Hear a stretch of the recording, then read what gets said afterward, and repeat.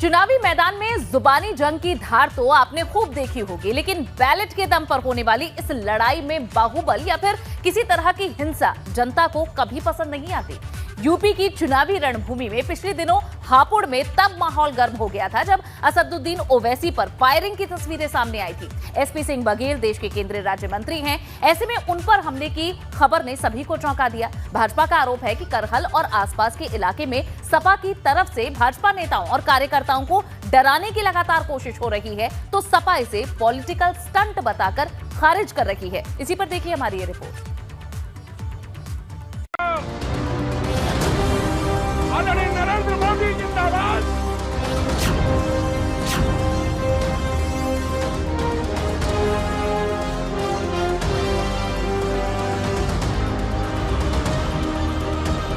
लाठी डंडे सरिये और अवैध असला उनके हाथों में दिख रहे थे।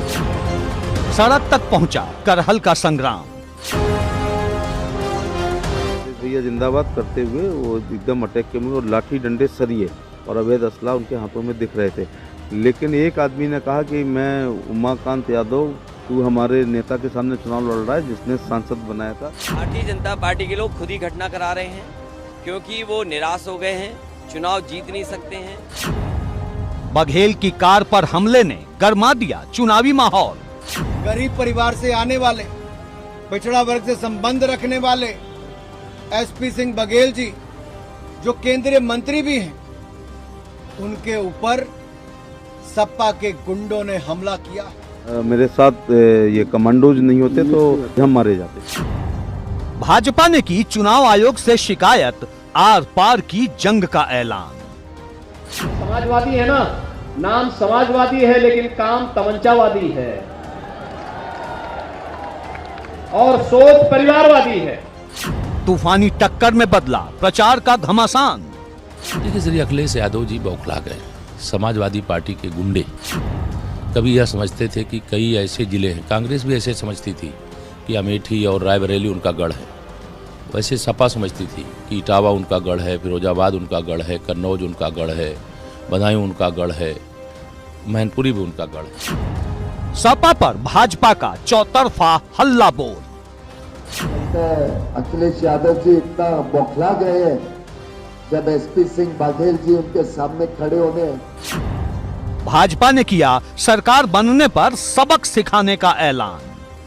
और इस प्रकार के जो हमले हैं वो समाजवादी पार्टी की मानसिकता के द्योतक हैं। किस प्रकार कानून को तोड़ने का अभ्यास उनको है। बघेल पर हमला करने वालों में 2 की गिरफ्तारी। इसमें पुलिस ने त्वरित कार्रवाई करते हुए एक नामजद व्यक्ति को और एक अज्ञात की गिरफ्तारी कर ली है और इसमें पूरी वहां पेट्रोलिंग बढ़ा दी गई। सपा का पलटवार, आरोपों को बताया झूठ का पुलिंदा। इसीलिए खिसिया करके अपने ऊपर खुद अटैक करा रहे हैं और आखिरकार जिसके पास सेंट्रल फोर्स हो, सरकार उनकी हो दो जगह, उसके बाद लॉ एंड ऑर्डर की ये स्थिति हो। अखिलेश का सवाल, क्या कर रही थी पुलिस? लॉ एंड ऑर्डर की अगर कोई जिम्मेदारी थी तो भारतीय जनता पार्टी की थी। आखिर उत्तर प्रदेश सरकार क्या कर रही थी? उनके पास जो सिक्योरिटी है वो क्या कर रही थी? दिल्ली की सरकार की जो सिक्योरिटी है वो क्या कर रही थी? अखिलेश वर्सेस बघेल, करहल की जंग का लखनऊ एक्सटेंशन।